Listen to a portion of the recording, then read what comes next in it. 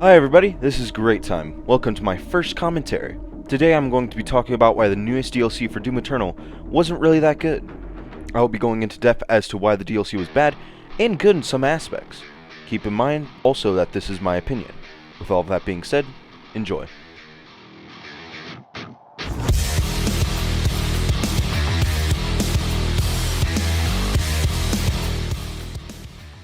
Doom Eternal was a great game. Definitely one of my top 5 favorites.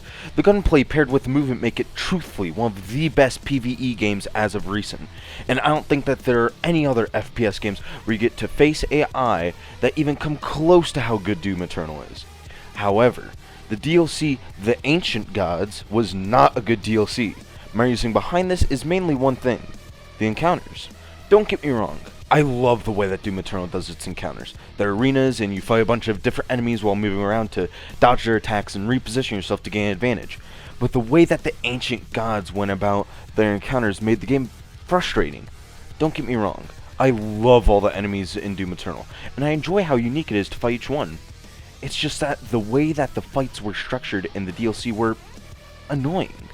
Almost every fight, almost every single battle, I had to redo. Now that's not to say that every encounter in every game you should be able to beat first try, but I remember having to retry numerous times in almost every single encounter. With the first boss battle, it was annoying in the second phase to have to shoot at 2 eyes that would slow you down after shooting at you, and there were 2 individual cubes, and there was a pinky, and there was a Hell Knight, and again, you were being slowed. That was only one of the multiple encounters and fights in the game.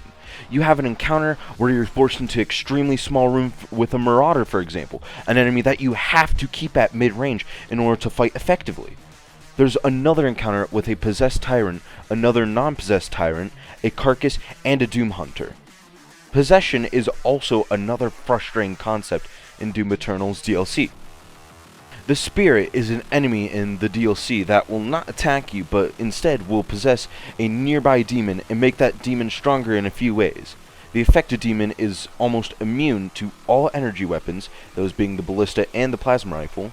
The demon's weak points cannot be destroyed, the demon cannot be faltered or frozen, they cannot be chainsawed, they have a per gun resistance, they attack faster, and they are faster.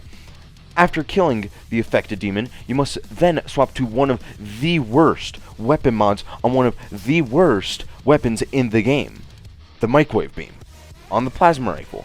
Then you must, for roughly 5 seconds, microwave beam the spirit until they die. Did I mention that while using the microwave beam, you're also slowed down? If you do not kill the spirit in time also, it will swap to another demon, giving them all the buffs that I had just mentioned. Another enemy that was frustrating to fight against was the tower ambient enemy. It was an enemy that was a little tower with an eye that would pop out of the tower and shoot you. The reason why this enemy is bad is because he was smart. Now I know that that sounds like a good thing, but in the case of this enemy, it made it super frustrating to play against.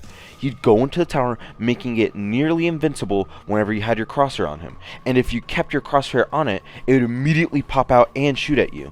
This enemy wouldn't be that annoying if it wasn't for one thing: the fact that he doesn't die in one direct ballista shot or precision bolt shot, not to mention that it is a tiny target from far away. Also, there were oftentimes multiple of them with multiple other enemies fighting you at the same time. I'm now going to be going into the realm of heavier spoilers. The final boss fight of the DLC was not a good ending fight. It did not feel at all like the Icon of Sin boss fight. And the fight, if you can even call it that, it was just you fighting an object and then occasionally fighting possessed enemies, which respawn indefinitely. The spirits, however, do not respawn after you kill them. There were blood makers, environmental hazards, and it just made for a bad boss fight in general. The environment, however, wasn't all that bad. And that's one of the good things in this DLC, the environment. The platforming and obstacles in between huge fights make sure that throughout the level you aren't just bored waiting for the next enemy, especially the whole bit in the blood swamp with the spirit dog in the fog. The huge tentacle was also a cool little surprise that I enjoyed. In the UAC facility, there was a new environmental object called fans. They allowed for a lot more creativity in terms of platforming, and I thought that they were very interesting. Generally speaking, though, the story was pretty good in addition to the base game story, and the invisible whiplashes were pretty entertaining, if not easy to beat with the freeze grenades. Also, there were a few engagements that were very fun. It's just that a large amount of them left me empty-handed and angry after just an hour or two.